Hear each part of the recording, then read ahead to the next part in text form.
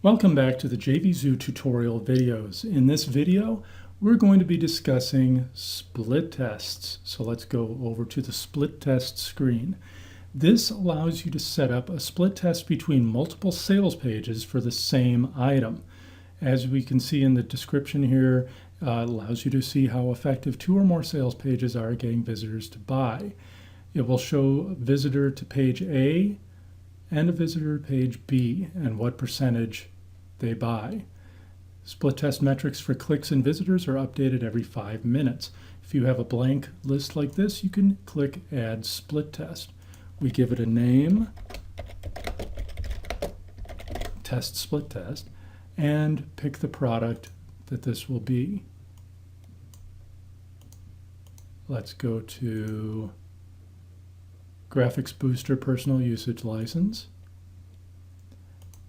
This percent is how many percent you want of visitors to go to that page. So if we're going to test equally between 2 pages, you would want this to be 50%. You would then put your URL here. So we'll call this salespage1.com. And then you can add a page. We want 50% to go to sales page 2. And I see I made a little typo here. Let's fix that. And then you save the split test. That's all that you have to do. If you wanted, say, 3 different pages to be tested, we could make this 33, 33, 33. I'm not quite sure how they handle the extra percent, but we could actually just make sure that that doesn't happen. And you put sales page 3 here. And after the traffic starts coming in, you'll see your visitor count, you'll see your sales count, and you'll see a conversion rate.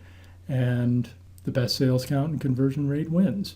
That's how you can test different sales pages with the JVZoo split test.